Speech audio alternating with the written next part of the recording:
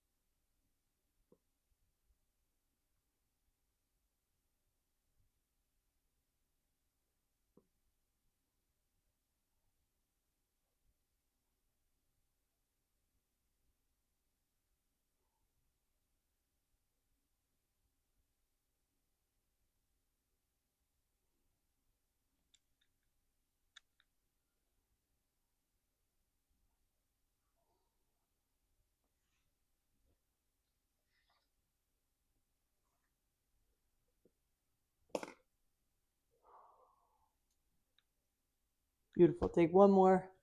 Good big deep breath. Long exhale out. Drop your shoulders. Drop your jaw. And we will get right to it. If you're using a notebook, I'll say all the questions. If you have your worksheet, we'll follow right along in our worksheets. And the first thing we're going to do is what we've done every week, which is we're going to rewrite our identity statement from the first week. So I'm the type of person who, fill in the blank. And this is not who you've been, it is who you are aspiring to be. So go ahead and rewrite it.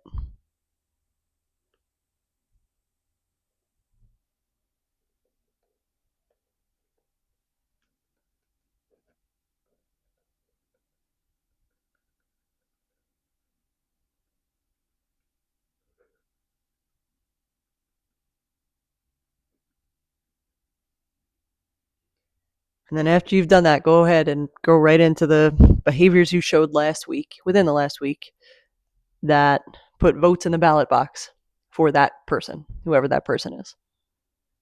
I'll give you like 2 minutes to do this. Remember, no idea is a bad idea because that's going to get your brain flowing and pumping. So if it even crosses your mind, write it down, put it down. It counts, however little it was.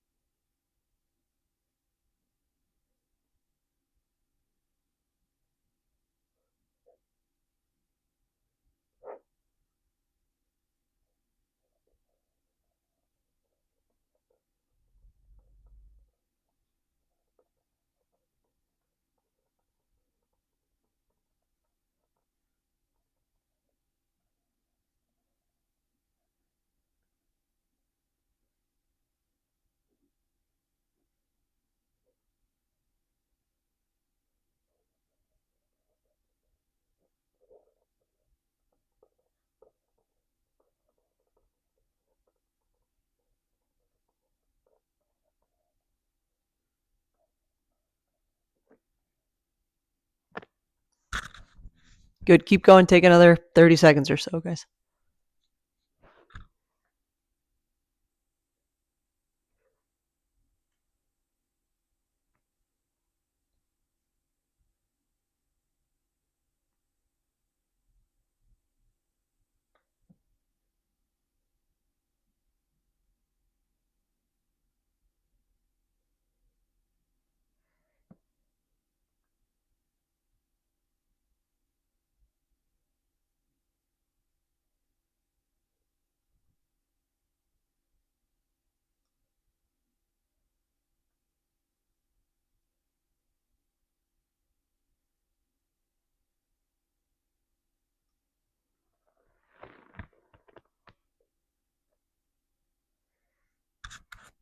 Beautiful. And then go back to your tiny habits that you told me about last week and write a sentence or two about how that impacted your stress from the last week, right?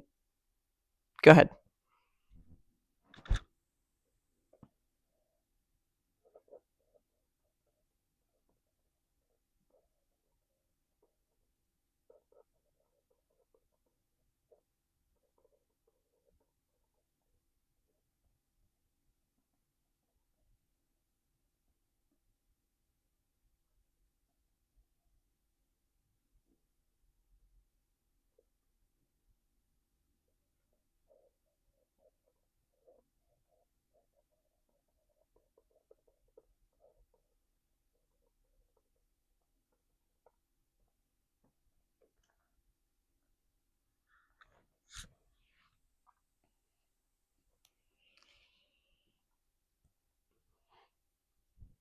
Beautiful. Again, if you need more time, just holler. Um, we can always, like I say in all of these, we can always go back and talk more about this stuff. And I'm always a resource for you. So we can kind of close the chapter on stress for now. We will come back to it at our last get together. But now we get into movement, and I sent you a fair warning of like this is my bread and butter. This is like I get fired up about it. So I would apologize, but I'm not going to because you guys all know what you signed up for with me. So I'll go kind of use my worksheet, but I'll spitball off of it a little bit. We're made to move. We're made to move. I don't care what you believe. If you believe in evolution, if you don't believe in evolution, I don't care. Our lifestyle 1,000 years ago was different than our lifestyle now, right? Our lifestyle 100 years ago was different than our lifestyle now, and our lifestyle 25 years ago was different than our lifestyle now. I think I put this in here. I talk about this a lot of like when my grandparents were in high school, they took the bus everywhere and they walked. Like when they wanted to play hooky, they took the bus into New York City. Nobody had a car, nobody drove. Everyone I knew in high school pretty much had a car. Every kid I coach has a car. It's just changed. And that's a sign, it's new technologies and stuff gets cheaper and more accessible. And it comes with a price, right? Count on one hand the number of kids who walk to school or bike to school.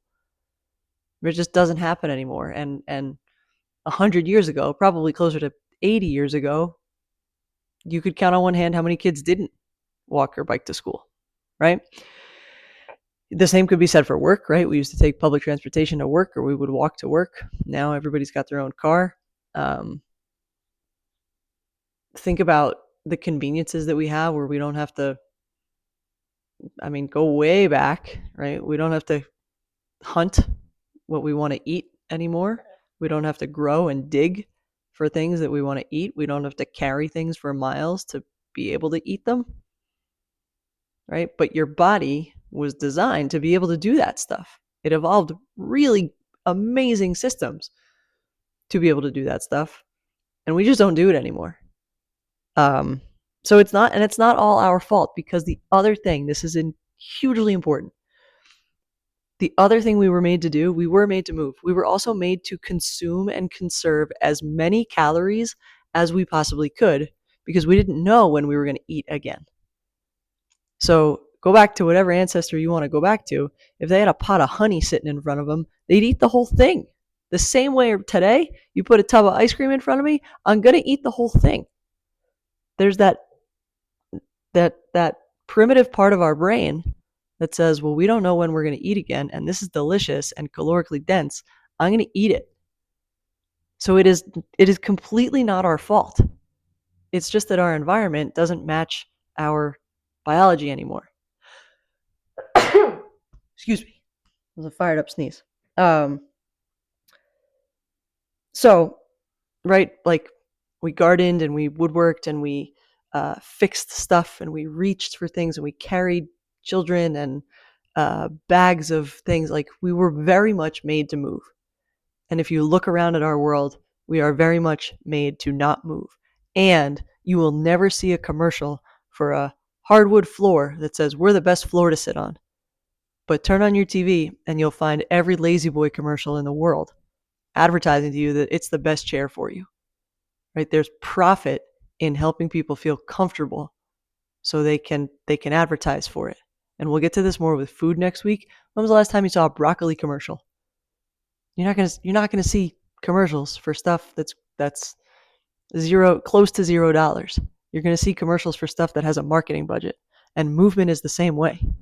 You're not gonna see an advertisement for a tree that says, "Hey, it's really good to climb me," but you'll see one for a swing set for a kid, or gosh, pick your poison on Amazon for all the kids' toys that they have that replicate what a tree does. Right? It is the same thing, and it's totally normal, natural human nature to seek the path of least resistance, especially when it comes to moving and eating. Again, these two are the big bread and butters. And the last thing I'll say about this before we get into like the practical part is the blue zones.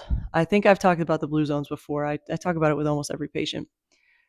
The blue zones are the 5 places on the planet that have the happiest and healthiest people who most often live to 100 years old. They have the least amount of hip replacements and knee replacements and orthopedic injuries. They have the least amount of diabetes and Alzheimer's and heart disease. And Dan Buettner is the journalist who kind of started unveiling what these blue zones are probably 15 or 20 years ago. And he's since written books, and there's a great Netflix documentary on it. I highly recommend. Go check him out. One of the lines that sticks out to me in one of his books is he says, when you go to these places, there's no Gold's Gym. There's no Planet Fitness. They're not running marathons in the street. When you go to these places, and they are Sardinia in Italy, there's one in Japan. I'm gonna butcher exactly where they're. There's one in Japan. There's one in Costa Rica. There's one in Italy. There's one in Greece, and there's one in Loma Linda, California. And Loma Linda, California is the highest concentration of Seventh-day Adventists anywhere in the world, I think. And Seventh-day Adventists eat strictly from the Bible. So any foods that are mentioned in the Bible, that is all they eat. So it's like grains and lentils and maybe some fish, right? That's all they eat. That's all their religion, permits them to eat. So 5 places in the world have all of these things in common. And I think there's 9 common threads. And one of those is they move naturally.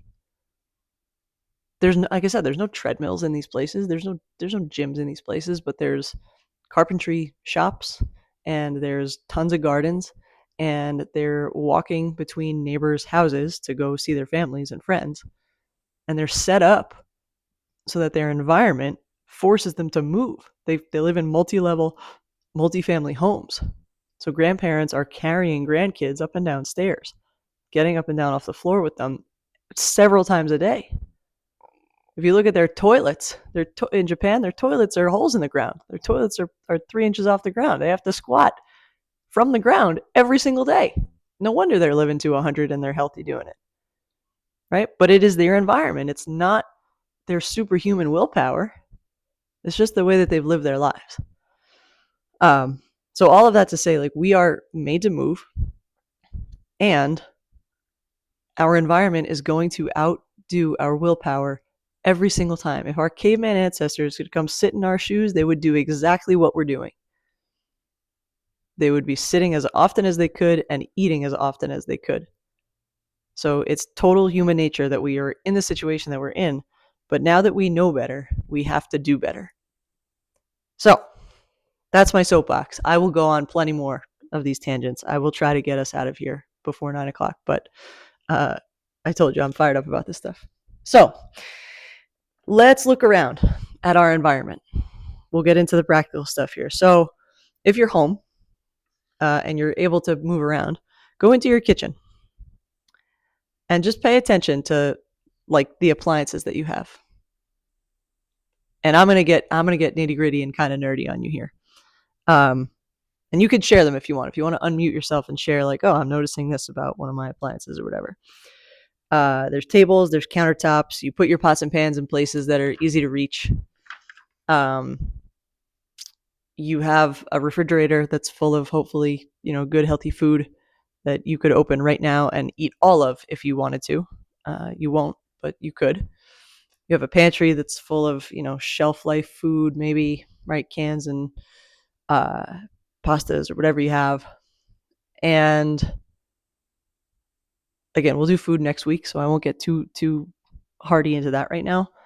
But just pay attention to, like, you keep your plates in a convenient place. And again, totally normal human nature. No judgment coming at you here.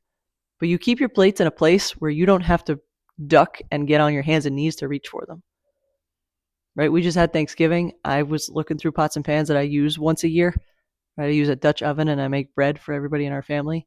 The Dutch oven is way back in the far corner of the cabinet beneath the oven. Like, it's a pain to get to. It really is. If I had to get to it every day, I would make way less bread, right? Which is what happens. Right? If I left it out, I might make more bread. But pay attention. Just look around at, like, where your stuff is. Because I know it's, again, normal human nature. I know you've put it in a spot where it is the least amount of trouble to get to. Your stuff you use every day, right? My coffee mugs, real easy to get to. The stuff for the blender, real easy to get to. Trying to think of what else. The baking tins, real easy to get to. I have to bend over and pull out a drawer to get those. Right? And again, you don't have to change any of it. You could if you wanted to. If you really want to get into this, you just flip where everything is right now. You put your Dutch oven right where your plates are and your plates where your Dutch oven are. You're up and down off the ground 4 times a day. You don't have to do that, but just start to pay attention to it, right? We have things on countertops, right, that are all eye level that we don't have to reach down or up for. And, right, we have tables and we have chairs that we sit in so that we don't have to go up and down off the floor. And that's for good reason. Like, if I had a table that was floor level, my dog would eat all of our food. So we have to have a table that he at least has to jump up onto, and I get some time to see what he's up to before I worry about, he ate everything that's on the table. So that's the kitchen. And make a note on your sheet or in your notebook of, like, anything that just you're noticing, like, that might surprise you, that you never thought about before. My goal is to just bring some awareness to this stuff. Again, you don't have to change it, but just acknowledge it. There's a biomechanist who I really like. Her name is Katie Bowman, and she is extreme with all this stuff. And she had a newsletter that went out right before Thanksgiving. She talked about ways that you could add natural movement to your holiday celebrations. And one of them was thinking about, like, instead of going and buying canned pumpkin, go buy a pumpkin and scoop it out and mash it and do it yourself. And I thought to myself, like, who would do that? Just the same way our caveman ancestors would think, who would do that? Like, why on God's green earth would you do that? But then you think about, like, there's some strength that has to get done there, right? Like, you have to dig and you got to mash, and it's would be a great arm workout. Your forearms would be jacked if you had to do that every day versus buying a can of pumpkin. Right? Think about your stove. I turn a knob to get my food cooked. If I had to build a fire, I would eat way less. I know I would. And I'd move a lot more in chopping wood and lighting a fire. Same thing goes for our oven and all that stuff, right? So again, just awareness, no judgment ever at all. It is designed this way. But just awareness. So let's move into our living room or your family room or wherever you spend a lot of your time. Again, if you're able to be mobile, go there. And again, just start to bring some awareness. If there's a coffee table, every TV has a remote control. I think about now, we have like Google Homes in our house. I don't have to stand up to turn the light on anymore, right? People have TVs that you can just tell it, turn on this, and it will do it. You don't even need to reach for the remote anymore. It's great. It's amazing.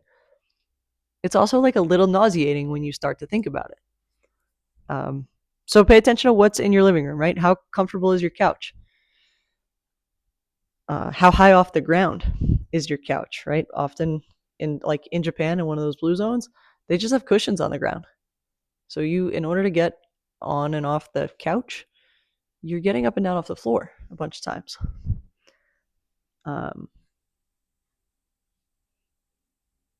I found we have a toddler. We changed where we got the coffee table out of the living room. No coffee table. It is awesome. Like we did it mostly so that she wouldn't bang her head on it when she was learning how to crawl, and we've just kept it out. And it's awesome because we just spend time on the ground, right? We play and we can build things and we just hang out there. And it makes me realize that like a coffee table, just by physically being there, sends a message of like, we'll sit at the couch instead, and we'll use that as a footrest or as a whatever, hold books or drinks or food or whatever. But just moving it made me realize like, oh, I move a lot more without the presence of this big table in the way. I will often encourage my patients, if they get rid of their coffee table, to just watch TV on the ground. My poor husband is a Devils fan, and anytime he watches hockey, I try to encourage him, like, nope, spend one of the periods sitting on the ground. And the first day he started to do it, I like peeked in on him, and he was grumpy, but he had moved, I don't know, to a dozen different positions in the course of 10 minutes. And I looked at him and laughed, and he said, my hips hurt. I said, yeah, because you're moving them finally. And he's an active guy. He goes to the gym. He's very active. He was just lacking that mobility. So once we took the coffee table out, he had no excuse of like, oh, there's no place to sit. No, yes, there is. Sit on the ground and move your body. So again, that's another key environment. And then two other places that I just want to touch on. One is stairs, right? How often are we going up and down the stairs in our house? If you have them, if you have 2 levels or a basement. I always talk about my in-laws live in a ranch in Florida. When they come to visit us, they're like, oh my gosh, there's so many stairs in this house. We have a dozen stairs, 13 or 14 stairs. Right now, granted, there is no way to get into my house avoiding stairs. Like there's an incline in the back. There's 3 stairs to get up in the back. There's 5 or 6 stairs to get up from the driveway. There's, I don't know, 10 steps to get up in the front of the house. Like you have to use stairs to get in my house. My grandma lived till she was 95 in this house, pretty healthy up until the end. And like, yeah, she was climbing a lot of stairs. She was active in this house every single day. So use them. They're one of the best ways to fight gravity. So kind of make a note of like, how often am I using the stairs and how many do I have to go up and down every day? And then if you have outdoor space, right? Do you have a garden? Do you ever have a garden? It's hard now because it's November. December, gosh almighty. Yeah, it's December. Are there trees around? Have you had to rake or blow leaves in the last couple of weeks? Are there stairs outside to get you to and from different areas of your yard or your house? It's all stuff that adds up. We don't think about it until you put it in the context of a blue zone. And you say, wow, what is my environment doing to encourage or discourage any movement that I do? And I say this 100 times a day. It's better to do a little bit a lot of times than it is to set aside half an hour or an hour of like, I'm going to move in this hour and then spend the next 11 or 12 or 15 hours not moving. If you were going to spend 60 total minutes of your day like purposely moving, I'd rather it be in 60 1-minute bouts than one 60-minute bout. And setting up your environment to do that helps you get that done. So hopefully that makes sense. If we move from our house to our work, and obviously I hope, God almighty, I hope we're all home at this point. It's 8:30 at night, whatever it is. But think about all of the adjustments and ergonomics that happen when people are at work, right? There's ergonomic and rolling chairs. There's adjustable monitors and mouses and keypads.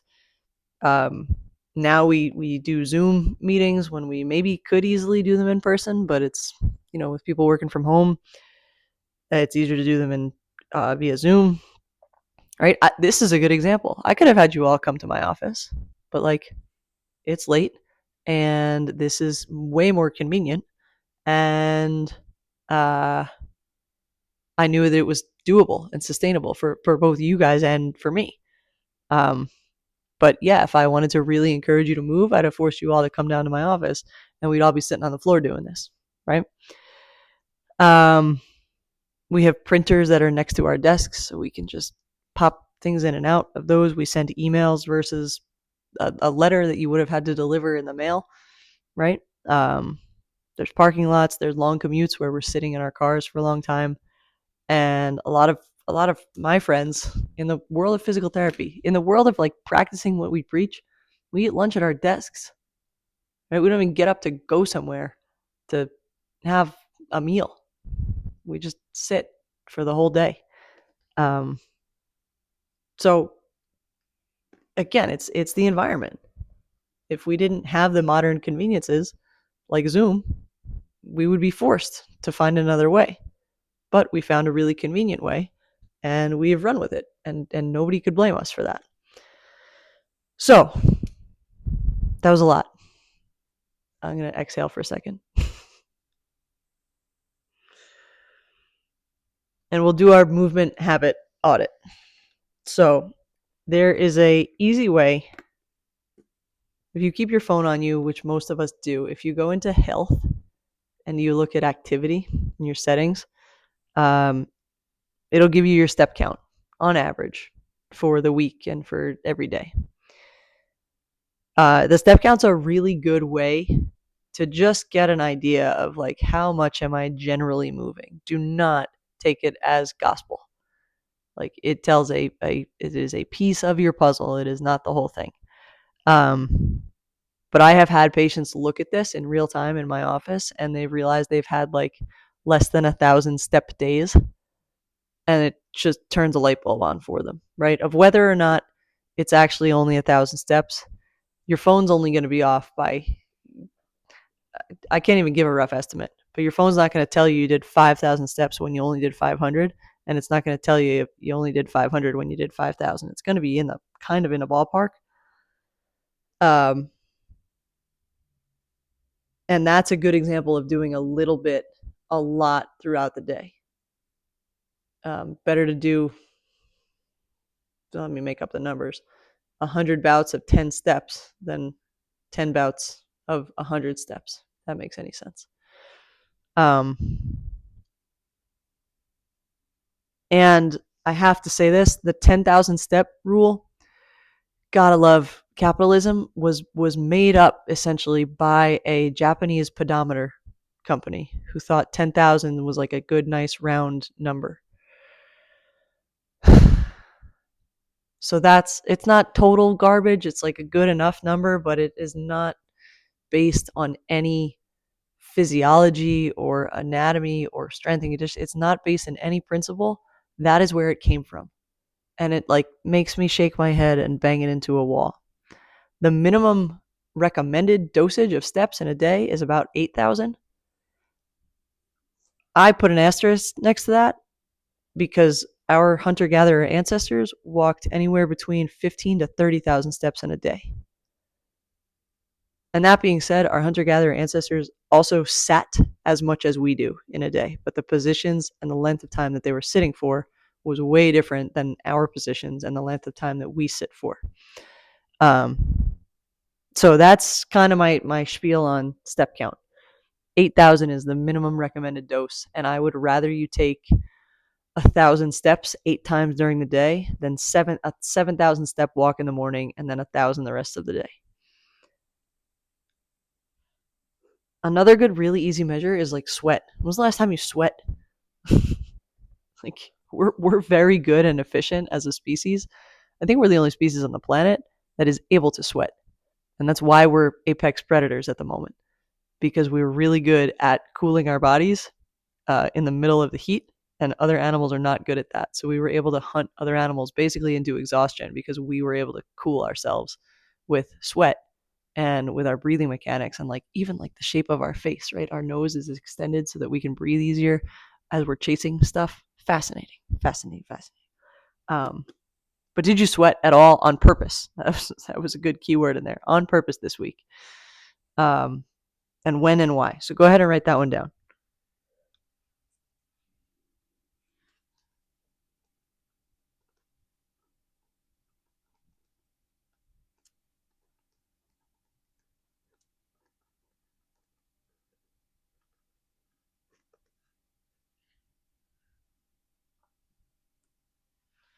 Okay. And then we'll keep going with that. So reaching. Any like strenuous overhead activities. Now, if you lift weights, right, you often are doing some kind of pressing with your shoulders. But reaching counts for stuff, right? If you went and cleaned the garage or had to go get your crock pot out of a top shelf because it was Thanksgiving a couple weeks ago, any like, I put strenuous in there. Overhead activity, repeated, purposeful overhead activity.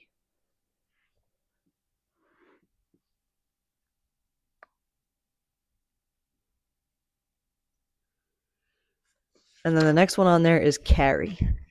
And carry is a huge one. I'm going to spend a minute talking about carrying. Go back again to our evolutionary ancestors who like had to carry stuff, had to carry heavy stuff, long distances, had to go back to reaching overhead, had to like swing and hang from things to like avoid predators and getting eaten. Again, we were made to move.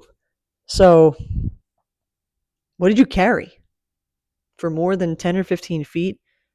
How heavy was it? How hard was it to do? How did you find yourself like shifting your weight to be able to do that?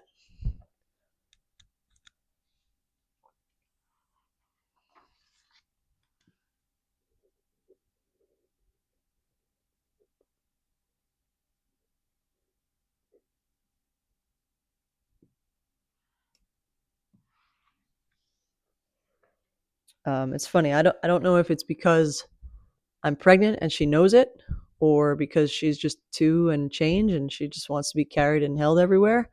But my daughter, the last 4-6 weeks, up mommy, up mommy, up mommy, up mommy. And okay, I do it. And honestly, one of my first thoughts as I'm starting to get tired and tired of it, I have two, right? One of them is one day she won't be this little and she won't want me to carry her, so I'm going to carry her now. That's usually the first one. The second one is this is good for me. This is good for me. Like that's what I tell myself. This is good for me. Think about um, my ancestors, right, and all the stuff they had to carry, including their children, any number of distance.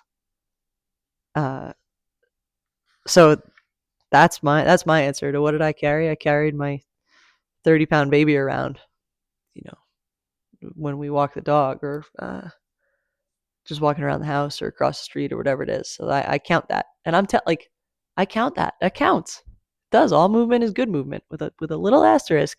All movement is good movement. Uh, Beautiful. We're cruising. So, kind of now knowing what we know of our environment and our own habits and patterns, we're going to write our movement identity statement. So, who's the version of you who values movement? And then finish that sentence. So, I'm the type of person who, put it in the context of movement. And I gave the example in there of walks from the furthest parking spot. Right? My own example is like carries my daughter around the house, right? Spends an extra lap doing that. Make it value movement. Don't make it about lifting heavy weights. Don't make it about looking a certain way. Don't even make it about feeling a certain way. Make it about like functional activities, right? I'm the person who can bake bread for my family because I can reach for the heavy Dutch oven in the back corner of my the cabinet underneath the stove, right? Like that's a value that I have. Like I like to be able to do that, and in order to be able to do that, I got to get on my hands and knees, pull this heavy thing out, and then stand up with it. Right? That's what I mean by value movement. Go ahead.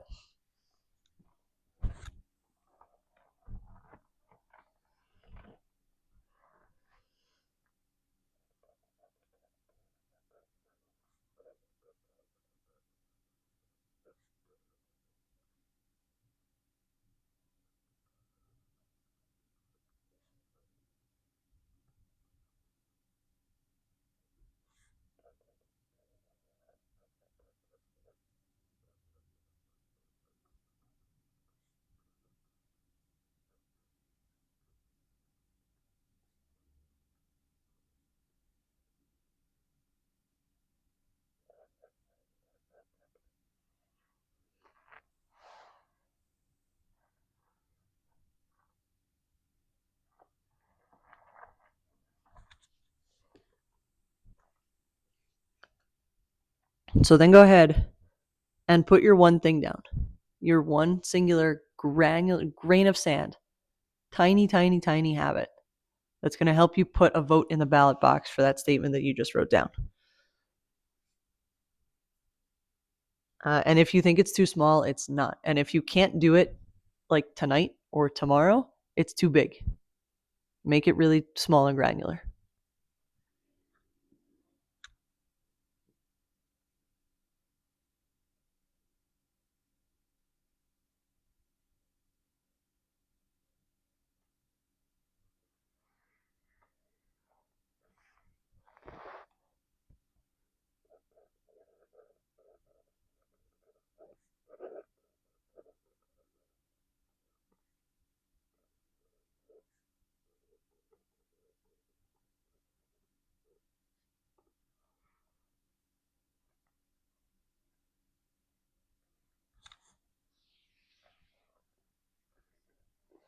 And then keep rolling with that and write down who benefits when you become the person who values movement. Think of the example you set for the people around you when you appreciate what your body can do and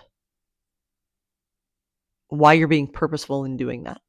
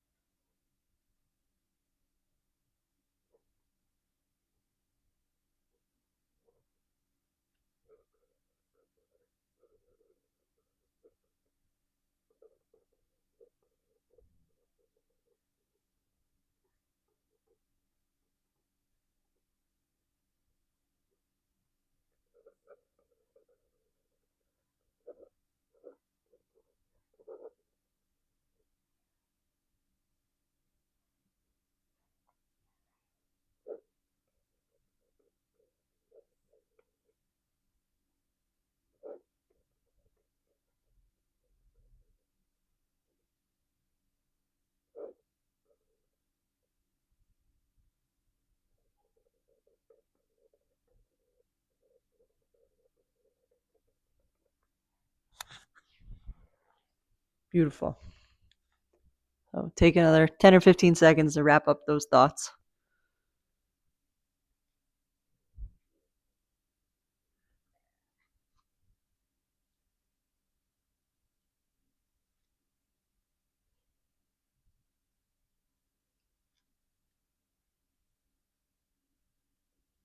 And then, just how we've ended every week, we will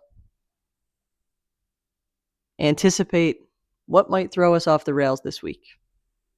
So think about the week you have coming up and think about what maybe one or two obstacles that are going to arise that are going to maybe throw you off that statement. right? And I'll give you guys my example of like I get up and down off the floor every day. And part of me does that because I have a toddler and I get up and down off the floor with my patients every day. Um, and another part of me does that because I know and read 15 years ago that like, this is a good life skill to have until the day you die. So that's my intention. It's like the day I can't do that, I know like I'm going the next day and I would be okay with that. Um, so when things go off the rail this week, which they might, what might happen and why is it happening? And what can or will you do to offset it or combat it or deal with it when it does happen? Go ahead.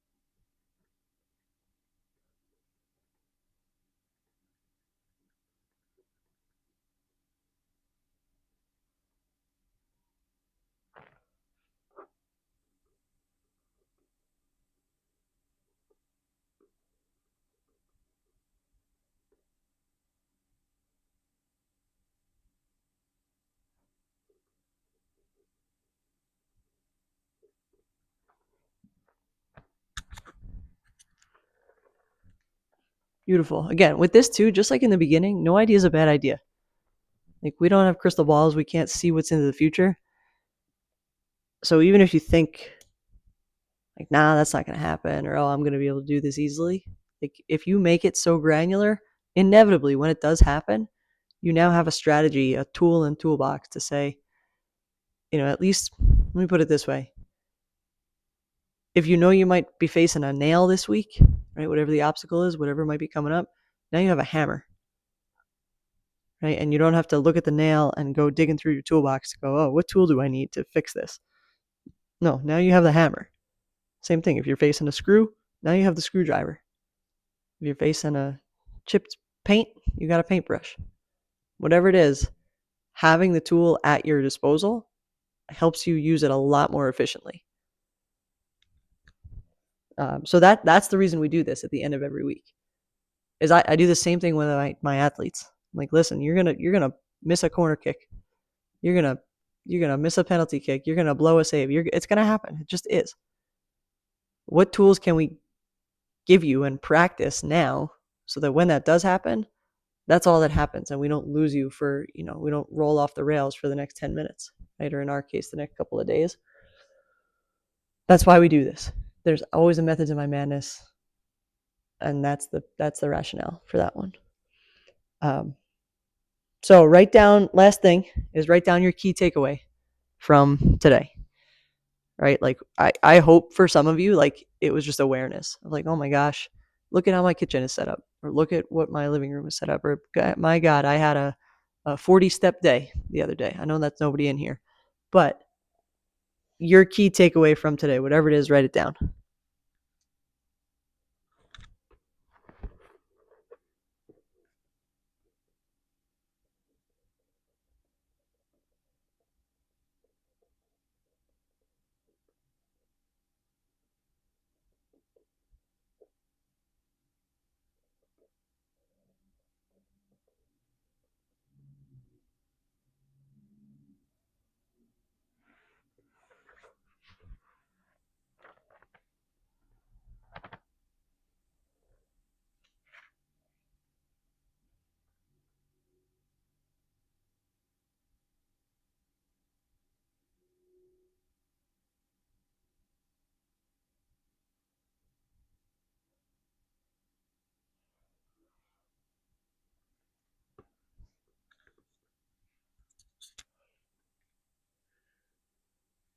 Beautiful, guys.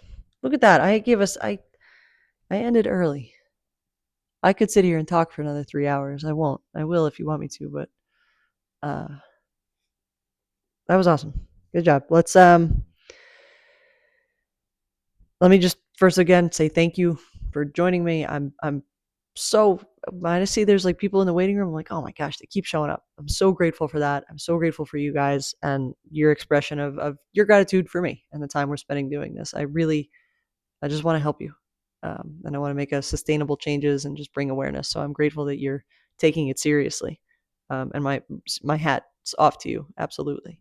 Um, and I just appreciate that you're sharing your energy. I've said like our energy is our most valuable asset. I used to think it was our attention, um, but then I realized like nope, it's where you spend your energy and what you're giving your energy to that really is the most valuable currency that we can give one another. So I'm grateful to you for that. And this does require your attention and your effort and some vulnerability. And I'm grateful that you're sharing that with me. So I appreciate you guys being here. I know that you appreciate me. I can feel it. So thank you. And let's take our 3 big deep breaths, and then we're all going to bed. Every single one of us. Close your eyes, read a book with crappy lighting, and go to sleep. Right. So 3 big inhales. I like to reach up. Again, this counts as purposeful, active reaching. It does. If you do this once a day, you're going to get good mobility of your shoulders. Sorry, I went off. 3 big deep breaths. Reach up over your head.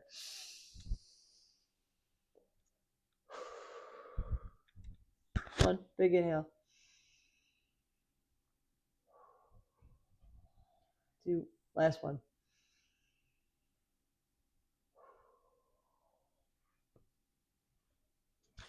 Again, I appreciate you guys. Thank you for sharing your time, your energy, your attention with me. Keep moving. Keep getting better every day. We are back Monday of next week. We're going to Florida. We're going to go visit my in-laws and spend a couple days down there. So I will be in a new environment. That's actually my thing.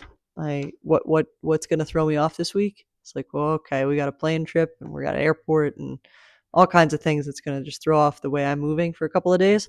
And that's okay. It's great. But now I have some strategies in place to get us ready. So I will be in Florida on Monday next week, but we are still going to do this because I put it on the schedule and the calendar, and I'm enjoying it. So I'm going to keep doing it. So anywho, until next time, I appreciate you guys. Go to sleep.